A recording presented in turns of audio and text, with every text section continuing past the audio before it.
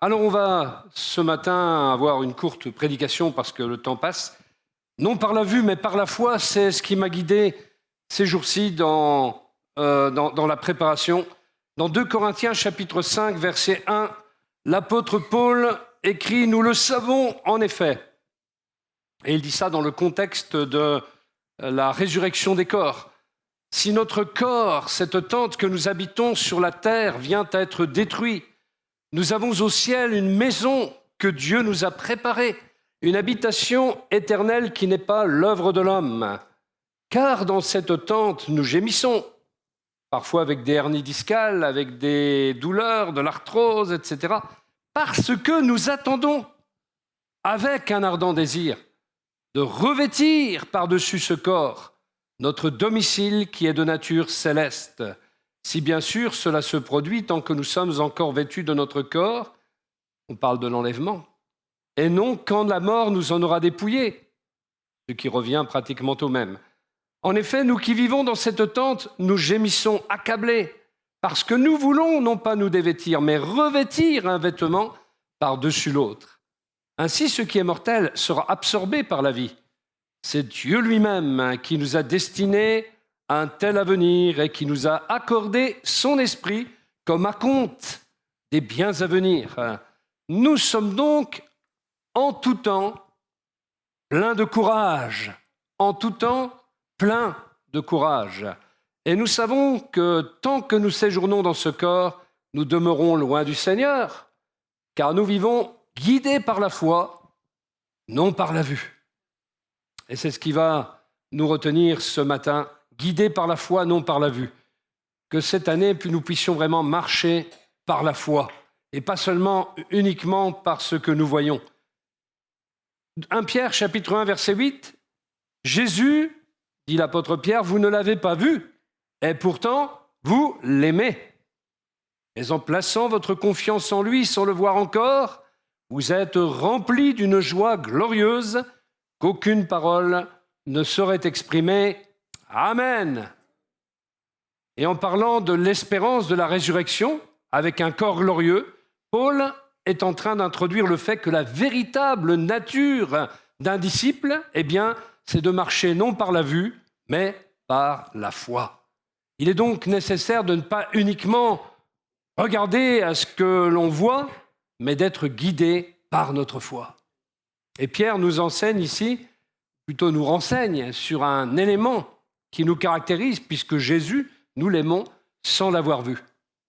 Sans l'avoir vu. Et pourtant, le fait de croire en lui, nous est-il dit, nous remplit d'une joie glorieuse. Est-ce que quand le matin on pense à Jésus, on n'est pas rempli de joie? Est-ce qu'il n'y a pas quelque chose qui se passe?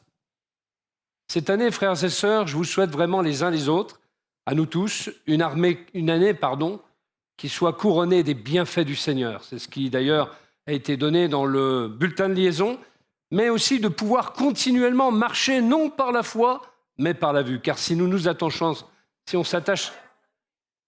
Qu'est-ce que j'ai dit? À ne pas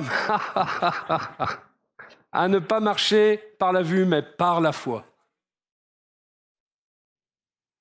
Parce que si on s'attache à ce qu'on voit, on ne va pas aller très loin. C'est comme celui qui vous dit « Moi, je ne crois qu'à ce que je vois ». Et alors, le vent, tu le vois? Pourtant, le vent, il secoue les arbres. Il est beaucoup plus efficace que des choses qu'on voit parfois. Est-ce que nous sommes capables de secouer des arbres, nous? Est-ce qu'on est capable d'une main de faire tomber un arbre? Non, le vent qu'on ne voit pas, lui, il en est capable. Alors, qu'en est-il du vent de l'esprit? Si on s'attache à ce qu'on voit, on ne va pas très loin. Tout ce qui a lieu n'est pas forcément de l'ordre de ce que l'on voit. Et croire que ce que l'on voit, ça ne mène nulle part. Car bien souvent, on ne voit pas grand-chose en plus. Je ne sais pas si vous êtes d'accord avec ça, mais des fois, c'est la grande nébuleuse, on ne voit pas grand-chose. Alors, avant tout, revenons à la définition biblique de la foi. Qu'est-ce que la foi? La foi, dit la parole de Dieu, c'est une ferme confiance dans la réalisation de ce qu'on espère. C'est une manière de posséder déjà par avance les choses. Hébreux 11, versets 1 et 2, donc, nous dit croire, c'est être absolument certain de la réalité de ce qu'on ne voit pas.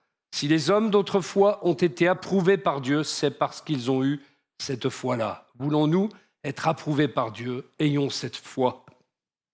Non pas une foi fataliste, non pas une foi qui dit « Oh, je vais venir à l'imposition des mains, par exemple, peut-être que ça va marcher. » Et si ça ne marche pas, c'est une machine alors. L'imposition des mains serait une machine. Je crois que ce n'est pas la foi, ça. La foi, elle s'empare des choses. La foi, elle voit déjà les choses qui ne sont pas. Elle se les approprie, c'est ça la foi. Et Dieu aime ce genre de foi-là. Et nous avons peut-être tout intérêt lors de nos réunions, à fabriquer, pourquoi pas, une atmosphère de foi. Ben ouais, pourquoi pas. Ça se fabrique. Ben oui, parce que si on dit des paroles négatives, on n'est pas dans la foi. Mais si les uns et les autres, on s'encourage par des paroles de foi, forcément que la foi est en train d'être enthousiasmée dans l'Église. Et ce n'est pas un phénomène psychologique, c'est juste qu'on se stimule à la foi, on s'excite à la foi, en quelque sorte, dit la parole de Dieu. Alors la première chose, c'est que marcher par la foi nous permet d'avoir un langage de foi. Voilà, ça c'est important. Rappelons-nous quand Moïse a envoyé les 12 espions dans la terre de Canaan. Il y en a 10 qui sont revenus avec un langage de doute, un langage d'incrédulité, et 2 qui sont revenus avec un langage de foi. Nombre 13, versets 1 et 2 nous dit « L'Éternel parla à Moïse et dit « Envoie des hommes, un de chaque tribu, choisis parmi les chefs pour explorer le pays de Canaan que je donne aux Israélites. » Remarquez qu'il choisit des gens de toutes les tribus. Comme ça, la responsabilité, elle est partagée. La responsabilité du doute comme de la foi, d'ailleurs. La responsabilité partagée entre toutes les tribus et entre tous les chefs des tribus. Et s'ils avaient des reproches à se faire, ce n'était pas sur Dieu que ça allait retomber, finalement. Alors, le rapport des 10 espions incrédules nous est relaté dans Nombre 13, verset 27. « Voici le rapport qu'ils firent à Moïse. Nous sommes arrivés dans le pays où tu nous as envoyés. Oui, c'est vraiment un pays ruisselant de lait et de miel, ils le reconnaissent. Et en voici les fruits. Seulement, le peuple qui l'habite est terriblement fort. Les villes sont d'immenses forteresses. Et nous avons même vu des descendants d'Anak, les géants. Les Amalécites occupent la région du Negev, les Hittites, les Yébousiens et les Amoréens tiennent la montagne. Et les Cananéens occupent le littoral de la Méditerranée et toute la vallée du Jourdain. » Alors Caleb essaya de faire taire le peuple qui commençait à s'en prendre à Moïse. Il lui dit « Allons-y, faisons la conquête de ce pays, car nous en sommes vraiment capables. » Et les hommes qui l'avaient accompagné disaient « Nous ne sommes pas en mesure d'attaquer ce peuple, car il est plus fort que nous. » Puis ils se mirent à décrier le pays qu'ils avaient exploré devant les Israélites, en disant « Le pays que nous avons parcouru et exploré est une terre qui consume ses habitants. Quant à la population que nous y avons vue, ce sont tous des gens très grands. Nous y avons même vu des géants, des descendants d'Anak, de cette race de géants. À côté d'eux, nous avions l'impression d'être comme des sauterelles. Et c'est bien l'effet que nous leur faisions. » Alors toute la communauté se souleva, se mit à pousser de grands cris, et le peuple passa toute la nuit à pleurer. C'est un rapport catastrophiste qu'il relate. Forcément qu'il y avait des difficultés à conquérir Canaan, puisqu'il y avait des peuples qui habitaient cette terre. Dieu ne l'a jamais caché. Mais il avait promis la victoire, il avait promis que la conquête allait être accomplie. Cette terre avait été promise par Dieu. Ça n'allait pas se faire en un claquement de doigts, il fallait aller à la bataille. Mais ils ne vont voir que les difficultés, ils ne vont voir que les montagnes, ils ne vont voir que les géants, et ils vont s'épouvanter eux-mêmes plutôt que de contempler le beau pays que leur donne l'Éternel, qui depuis des centaines d'années avait promis cette terre à Abraham. Et au lieu de cela, ils ont découragé le peuple, qui n'avait pas besoin qu'on le pousse beaucoup d'ailleurs, pour être dans les gémissements. Rappelez-vous, quand ils étaient en Égypte, à peine sortis d'Égypte, ils regrettaient déjà l'Égypte à cause uniquement des concombres et des oignons. Je ne sais pas si c'était pour faire un pot-au-feu. Et vous avez le rapport de Caleb et de Josué. Quel teneur! Vous avez déjà entendu Caleb parler. On va y aller! On va gagner! Ça, c'est le rapport de Caleb. Moïse et Aaron tombèrent face contre terre en présence de toute l'assemblée réunie des Israélites.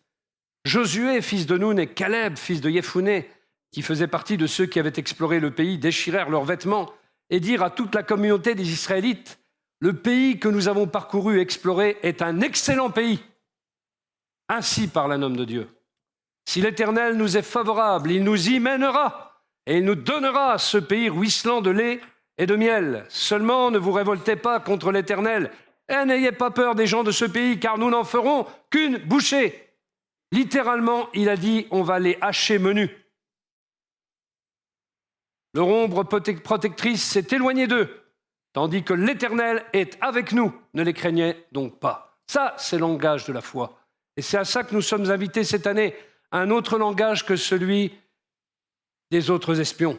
Et ainsi parlent les hommes de foi. Ils savent que Dieu est avec eux. Ils savent que Dieu est victorieux. Ils savent qu'à la croix du calvaire, Jésus a tout accompli.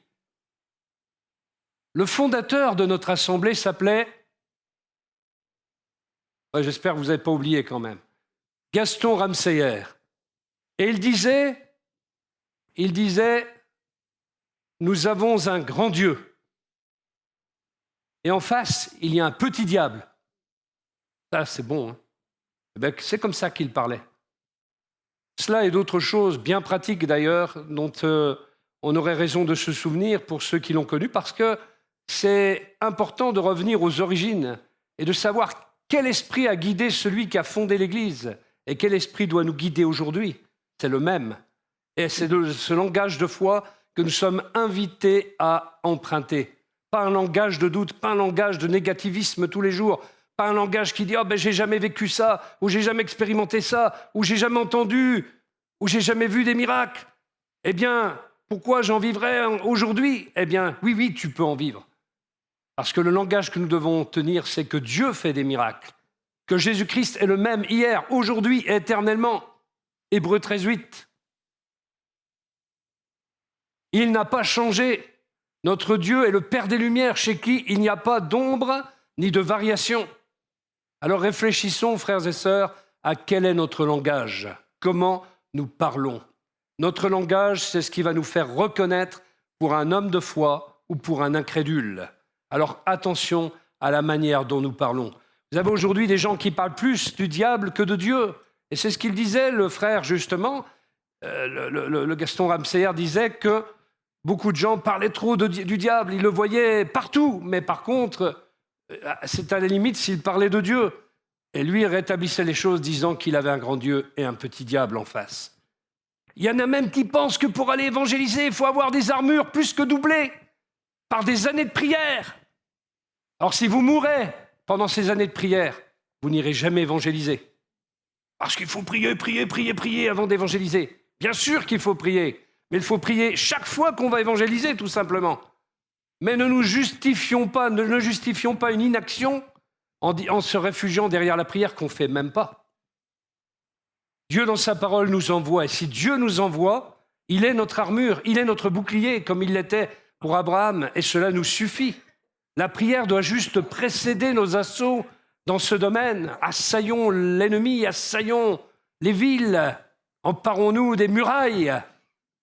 Et dans ce domaine, croyons bien que le blindage des forteresses de l'ennemi n'est pas assez épais pour la puissance de la parole, pour la puissance de l'épée de l'esprit qui est à double tranchant.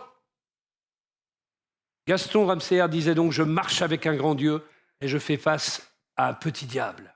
Moi, j'aime bien ce langage-là. C'est le langage de la foi qui met fin aux interminables discussions, débats stériles sur tous les aspects du diable. Et c'est cette facilité à voir la puissance du diable qui fait que beaucoup ne font rien. Et cela justifie leur inaction. Alors, Nombre 26, verset 65, « En effet, l'Éternel avait dit, ils mourront dans le désert, et il ne restera pas un seul d'entre eux, excepté Caleb, fils de Yéphouné, et Josué, fils de Noun. » La bonne nouvelle, mon frère, ma sœur, c'est que si tu demeures dans l'incrédulité, au cas où tu l'es, évidemment, si tu demeures dans l'incrédulité, si tu demeures dans le langage de l'incrédulité, tu mourras dans le désert.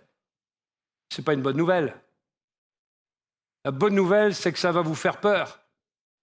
Et que, ne voulant pas imiter tous ces gens-là, car ils étaient majoritaires, mais comme quoi on peut être majoritaire et avoir tort. 2 hommes avaient raison, Caleb et Josué. Et ce sont ceux qui ont eu le langage de foi, et ils ont survécu à cette génération incrédule. Il est dit d'eux dans d'autres passages qu'ils ont pleinement suivi la voie de l'Éternel. Et la voie de l'Éternel, c'est une ligne de foi.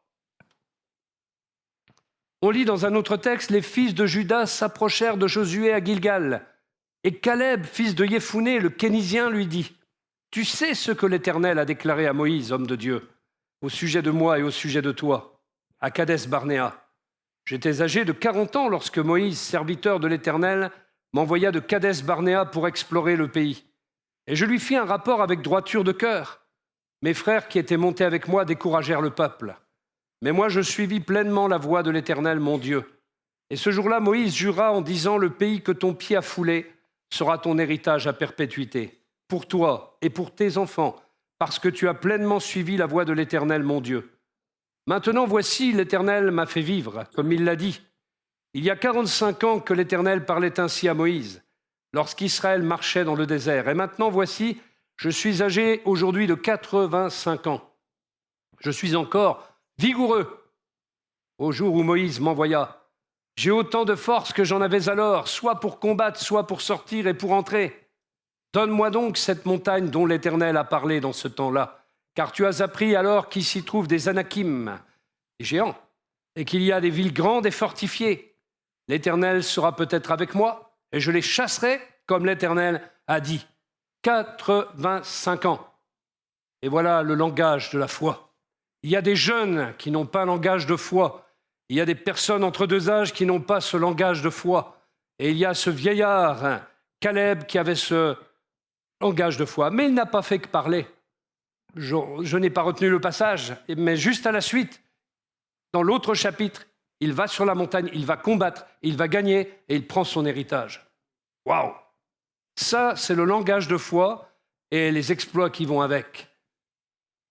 Alors, on peut être âgé, et bien souvent, les personnes âgées, malheureusement, même dans nos églises, s'aigrissent. Nous ne sommes pas appelés à être des gens aigris. Le véritable disciple de Jésus, il dit « Mon être extérieur, il est un peu en train de périr parce que j'ai de l'arthrose, des rhumatismes, etc. » Amen. Mais il dit aussi « Mon être intérieur se renouvelle de jour en jour. » Amen, amen. Et c'est ça la réalité. Et comme Caleb, eh bien, on tient ce langage de foi. On n'a plus ce langage incrédule, mais on a ce langage et qui entraîne les autres, parce qu'il a entraîné les armées derrière lui. Et il savait, comme Élisée le savait aussi, que ceux qui sont avec nous sont plus nombreux que ceux qui sont contre nous. Il y a des armées. Chaque fois que vous prononcez le nom de Jésus, il entraîne les armées du ciel à sa suite. C'est pour ça que nos prières peuvent être exaucées. Alléluia.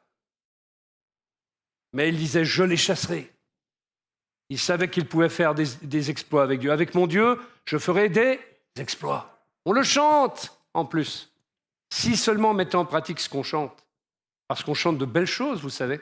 On a encore ce matin chanté, l'Éternel a fait pour nous de grandes choses. Eh bien, mettons en accord ce que nous chantons avec ce que nous vivons. Pensons à David face à Goliath. Il a tenu le même langage de foi que Josué et Caleb. Et alors qu'en face, il y avait Saül, qui était incrédule, et tout le peuple qui se tenait dans la crainte. Ils avaient peur de ce géant qui vociférait, mais qui faisait rien. C'était de la guerre psychologique, de l'intimidation. Et le diable ne sait faire que cela, de l'intimidation. Il nous mène une guerre d'intimidation. Il est capable de vous intimider, de vous faire peur en générant en engendrant des gens qui vous parlent constamment du diable et de sa puissance. Et après, on a peur, forcément. Mais face à quelqu'un qui vous parle que de la puissance de Dieu, vous n'allez plus avoir peur. Jésus avait un langage de foi. Luc 10, 19. Lui, il a cité Luc 10, verset 20. Moi, je cite Luc 10, verset 19. C'était juste avant. Voici, je vous ai donné... Je vous laisse lire.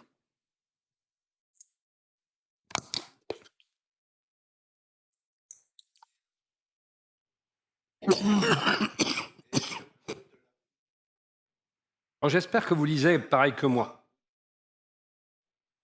Alors, vous avez des gens qui disent « Oh là là, faut pas trop y aller, parce que le diable, il va vous faire un retour de manivelle. » Alors bien sûr, on vient avec la sanctification, qui est une arme puissante. On ne vient pas soi-même se présenter devant le diable. On vient au nom de Jésus. On n'est pas là à faire les zouaves, à faire n'importe quoi. sur ce qui concerne les démons. Mais par contre, la Bible dit, voici, je vous ai donné le pouvoir. Qu'est-ce que c'est le pouvoir? En grec, l'exousia, c'est-à-dire l'autorité spirituelle pour fouler aux pieds, pour piétiner, pour marcher sur les serpents, c'est-à-dire ce que le diable envoie. Il envoie parfois des serpents, il envoie des scorpions, et sur toute la puissance de l'ennemi. Nous avons lu sur toute la puissance de l'ennemi. Et rien, ça c'est des superlatifs, toute, rien. C'est opposé, mais sur toute la puissance de l'ennemi, vous allez marcher. Et rien ne pourra vous nuire. Et quand on est pleinement investi de la puissance de Dieu, rempli du Saint-Esprit, il n'y a rien qui peut nous arrêter. Si nous marchons dans la sanctification, dans la communion avec le Seigneur, rien ne peut nous arrêter. Parce que l'Église est une moissonneuse batteuse. Et une moissonneuse batteuse, vous ne l'arrêtez pas comme ça. Il y a des roues, c'est même pas des roues, c'est des... Je ne sais pas comment on appelle ça, mais c'est énorme. C'est épais. Et ça écrase tout sur le chemin. Et nous sommes appelés à écraser toutes les œuvres de l'ennemi. Détruire toutes les œuvres de l'ennemi.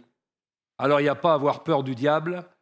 Il essaie de nous intimider, mais qu'il intimide ceux qui le servent et qui marchent avec lui, mais pas nous.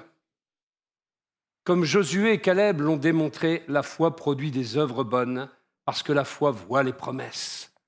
Elle ne voit qu'elle. Elle se rit de l'impossibilité, la foi, et elle s'écrie « Ainsi soit-il ». C'est quelqu'un qui a dit ça. La foi se rit des promesses, elle se rit des impossibilités et elle s'écrie « Ainsi soit-il ». Pensons donc à cet homme Élisée qui voit toutes ces armées célestes à son service. Et il a fallu qu'il prie pour le serviteur pour qu'il voie la même chose que lui, car il était aveugle. Et nous avons besoin peut-être d'être délivrés de notre cécité spirituelle en cette année, que le Seigneur puisse ouvrir nos yeux sur les réalités invisibles, ce qu'on ne voit pas mais qui est pourtant à l'œuvre. Vous ne voyez pas les œuvres du diable, mais elles sont à l'œuvre dans notre société. On en voit la démonstration dans la destruction des âmes, dans la destruction des cœurs, dans la destruction des enfants, dans la destruction des couples, dans la destruction de tout ce qui constitue quelque chose qui a de la valeur aux yeux de Dieu. Les familles, le noyau familial qui est attaqué partout. Et nous voulons bien voir ce qui se passe dans l'invisible, mais nous voulons voir aussi ce qui se passe du côté de Dieu. Jésus est le restaurateur des brèches. Et il veut restaurer, il veut délivrer, il veut guérir, il veut oindre, il veut apporter partout la restauration. Il veut ce matin peut-être que tu rebâtisses sur d'anciennes ruines, selon Ésaïe 61. Il veut que tu retrouves une huile de joie au lieu du deuil, un vêtement de louange au lieu d'un vêtement de deuil. La marche par la foi nous entraîne dans l'univers de la prière. Dieu a choisi la voie de la prière pour nous faire devenir ses collaborateurs dans son œuvre.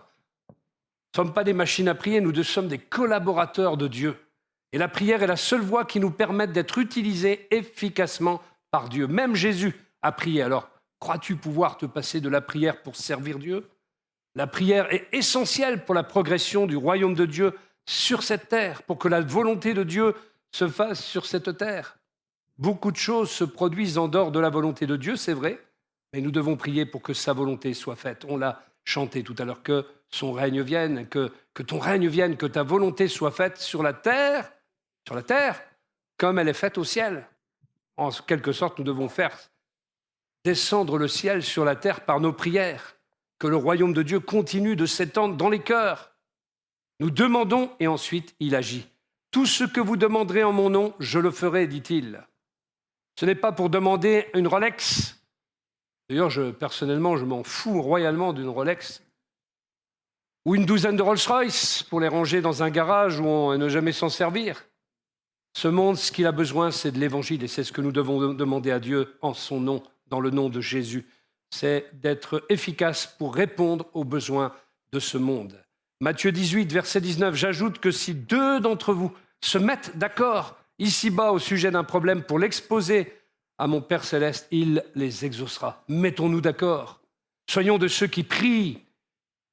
Soyons de ceux qui se réunissent pour prier. Il y a un groupe d'intercession ici qui parfois se réunit, il se met d'accord pour prier pour des sujets.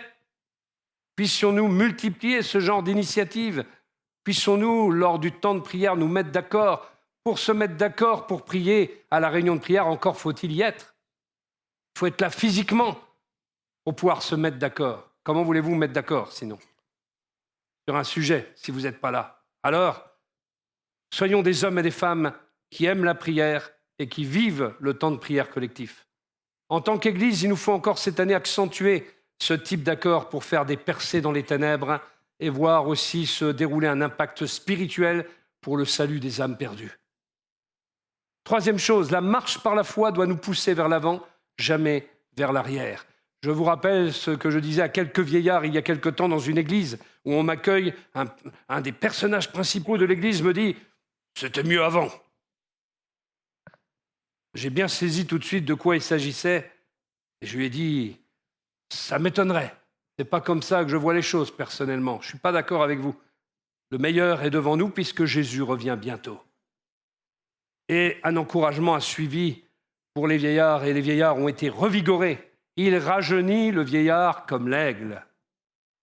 Vous savez pourquoi? Parce que l'aigle, quand il a 70 ans, et il paraît qu'on vit entre 70 et 80 ans, il y en a qui dépassent l'âge, hein. Tout est là. Et l'aigle, il a deux vies. Et à un moment donné, il faut qu'il accepte, l'aigle, d'aller plonger son bec contre un rocher. C'est douloureux.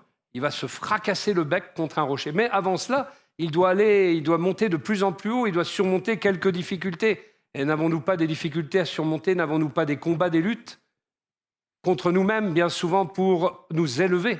Et l'aigle, il lutte un peu contre sa faiblesse, contre sa vulnérabilité de vieillard. Et quand il y arrive, il va sur les hauteurs, il va se fracasser le bec sur un rocher. Et que se passe-t-il? Il a un nouveau bec. Tout cela nous parle de régénération. Tout cela nous parle de renouvellement. Tout cela nous parle de rafraîchissement devant la face du Seigneur. Alors nous avons besoin d'aller plonger nos becs contre le rocher qui est Jésus-Christ, le rocher des siècles. Allez, mettons nos becs, le bec qui devient pourri, là, le bec qui est vieux, qui est vieillard, qui a vieilli, plein de pus, plein de péchés, plein de pourriture. Mettons ce bec contre le rocher, fracassons-le une bonne fois pour toutes et soyons renouvelés dans l'esprit de notre entendement. Renouvelés par la transformation que Jésus veut opérer en nous. Amen. Et soyons renouvelés. Nous ne serons jamais des vieillards. Dites-le, nous ne serons jamais des vieillards. Non, c'est pas ce qu'on voulait dire. Je ne serai jamais un vieillard. Je ne serai jamais un vieillard. Proclamez-le avec vérité, avec authenticité, en croyant que ce que dit la parole de Dieu est la vérité. Je ne serai jamais un vieillard. Peut-être votre corps vous trahira, mais pas le Seigneur. Et votre esprit ne vous trahira pas s'il est connecté à celui qui est vivant au siècle des siècles. Et vous serez comme Caleb et vous serez comme Josué. Maintenant, vous pouvez le dire, je serai comme Caleb, je serai comme Josué. Et mieux encore parce que je fais partie de la nouvelle alliance. Amen. Souvenez-vous de la femme de Lot, a dit Jésus. C'est dans le contexte de son retour que Jésus a abordé le sujet de la femme de Lot. Nous savons que le cœur de la femme de Lot était resté à Sodome, quand bien même elle en était sortie, un peu comme les Israélites avec leurs concombres et leurs oignons, qu'ils regrettaient tant, les soupes Knorr. Se préparer au retour de Christ, c'est nettoyer notre cœur de tout attachement aux choses de ce monde, au système du péché et de la corruption. Et quand la ville de Sodome a implosé, il y a du soufre qui est tombé du ciel sur elle. Et elle a été prise dans les vapeurs de soufre. Elle a été changée, nous dit la parole de Dieu, en statue de sel. Elle n'avait pas la foi qui a vaincu ce monde, mais elle était encore remplie du monde dans son cœur. C'est un avertissement aux gens de notre génération, aux croyants de notre génération qui sont encore remplis du monde. La Bible dit de ne pas aimer le monde en tant que système, car c'est être adultère envers Dieu.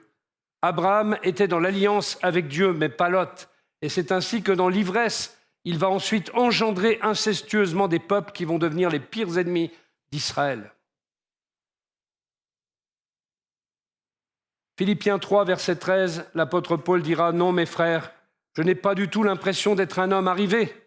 Je ne pense pas avoir achevé la conquête et remporté la victoire, mais je n'ai qu'une préoccupation, oubliant le passé et le chemin parcouru, je tends de tout mon être et de toute mon énergie vers ce qui est devant moi.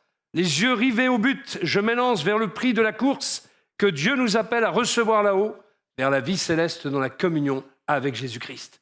Mets fin à tout ton passé, mon frère, ma sœur.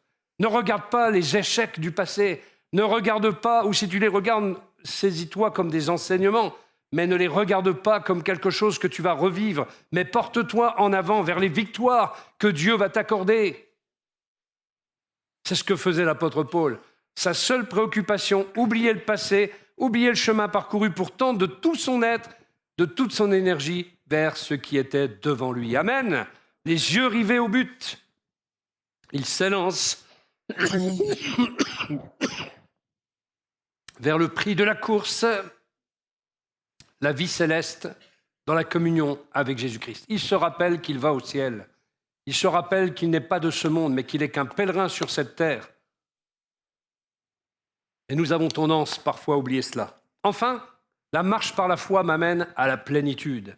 Pensez à Moïse, pris par une soif profonde, qui tâtonne sans le savoir vers un Dieu qui est capable de combler toute sa faim et toute sa soif. Un Dieu qui a soif aussi de le transformer, de se saisir de Moïse, d'en faire un nouvel homme. Et Moïse va rencontrer sur son chemin un spectacle extraordinaire, mais il aurait pu se contenter d'être au spectacle. Il voit un buisson qui brûle sans se consumer. Mes frères et sœurs, ce buisson, c'est quoi? Quel est ce buisson? Vous savez ce que c'est, ce buisson? C'est nous. Ce buisson, c'est nous. Si nous avons soif, si nous avons faim de Dieu, comme Moïse, eh bien, il veut que nous devenions ce buisson, embrasé par le feu de sa présence, la présence de son esprit. Un feu qui ne nous consumera pas, mais qui reflète l'éternité de Dieu et dont les actes et les exploits convergent vers le siècle à venir, vers son royaume éternel, là où rien n'est usé, où tout est impeccable, rien n'est jetable. Comme Caleb, si le feu de l'esprit nous habite, si le feu de l'esprit nous irradie, alors il va provoquer la recherche des autres qui voudront connaître Dieu à leur tour. Que notre cœur soit embrasé ce matin par le Saint-Esprit. Mais le voulons-nous? Le voulons-nous ou allons-nous nous contenter d'être au spectacle? Regardez le spectacle des autres qui sont remplis. Ou est-ce que je vais être rempli moi aussi, comme le buisson, et que je habité par ce feu sacré, ce feu puissant, ce feu qui va embraser mon être pour me donner la véritable satisfaction du cœur.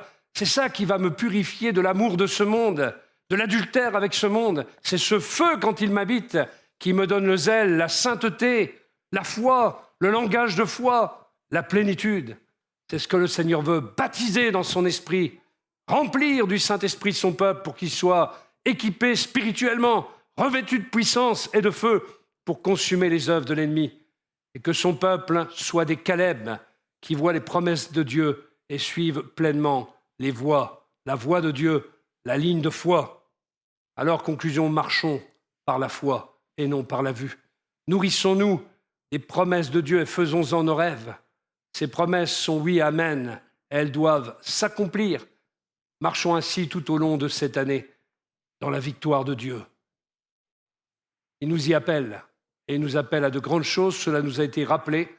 Laissons les eaux à nouveau s'agiter et mettons-nous dedans. Vivons la vie de l'esprit, vivons les choses de l'esprit. Recherchons les dons spirituels, recherchons le parler en langue qui va nous transcender dans la prière, qui va nous rendre plus puissants dans la prière. Ne vous contentez pas d'observer les autres, mais vivez ce que Dieu nous promet. C'est la promesse du Père, la promesse que Dieu nous envoie, de nous embraser ainsi et de nous donner les langues nouvelles, non seulement pour le louer, pour le prier, mais aussi pour rendre d'excellentes actions de grâce. Soyons visités au cours de cette année, continuellement par l'Esprit de Dieu. Amen. Voilà le mot, je dirais, de départ d'année. Je crois que c'est intéressant et important qu'on puisse écouter ce que Dieu dit et surtout le mettre en pratique. Le mettre en pratique. Nous allons prier. Alléluia. Seigneur, nous sommes devant toi et nous te demandons vraiment ta grâce en cette matinée. Nous avons vu, Seigneur, qu'il y a des malades. Et en cette matinée, je te prie de passer dans les rangs et dans ta souveraineté, ta puissance, de délivrer de tout mal tes enfants. Que ce matin, la foi soit dans nos cœurs, qu'elle nous habite et qu'elle nous rende victorieux, réceptifs à ce que tu veux donner. Que ce matin, la foi pour la guérison soit une réalité. Nous prions pour tous les corps malades en cet instant, que ce soit dans les articulations, pour tout ce qui est rhumatisme, pour tout ce qui est de l'ordre de l'inflammation, tout ce qui est de l'ordre des sinus, de tout ce qui est de l'ordre, Seigneur, des maux de dos, divers, variés. Tu connais toutes choses.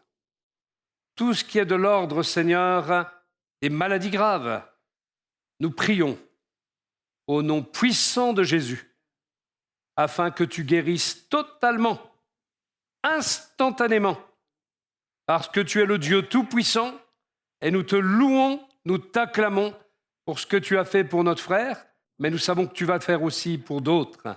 Et ce matin, nous prions au nom de Jésus pour que toutes les maladies soient éradiquées de ton peuple.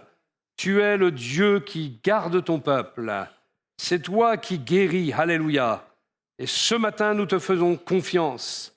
Viens et délivre. Viens et libère de toute maladie au nom de Jésus. Tu vois les calamités, Seigneur, dans le peuple de Dieu, les problèmes relationnels. Ce matin, que les problèmes relationnels, il y soient remédiés par un grand zèle, un grand élan d'amour. Au nom de Jésus, réchauffe, Seigneur, nos cœurs, les uns envers les autres, les uns avec les autres. Nous voulons marcher d'une même âme, d'une même pensée, d'un même cœur pour accomplir tes plans, car tu es notre Seigneur. Alors visite nos cœurs, visite nos vies ce matin. Remplis nos cœurs, Seigneur, de cet amour et que personne ne puisse sortir de ce lieu, Seigneur, sans avoir rétabli ses relations avec l'un ou l'autre, ou même avec sa famille. Père Céleste, nous prions au nom de Jésus pour que tu restaures, Seigneur, aussi les couples. Tu es le bâtisseur, l'architecte, et nous prions contre les œuvres du diable. Et nous prions pour que tout gel des relations soit brisé, que toute glace soit brisée au nom de Jésus. Et que le Saint-Esprit crée, recrée, renouvelle, restaure. Des liens nouveaux, des fondations solides. Au nom de Jésus. Que la main puissante de l'Éternel soit en action, qu'une grande transformation soit opérée. Fais des miracles, Seigneur. Nous prions aussi ce matin pour que plusieurs soient remplis du Saint-Esprit. Alors qu'il y a une soif, alors qu'il y a une attente, Saint-Esprit vient, souffle, souffle, souffle sur les cœurs. Réponds aux attentes, baptise dans le Saint-Esprit, renouvelle, remplis, et que ton peuple soit irradié, embrasé par la présence, la gloire, l'onction, l'action du Saint-Esprit. Ô Esprit de Dieu, nous t'honorons.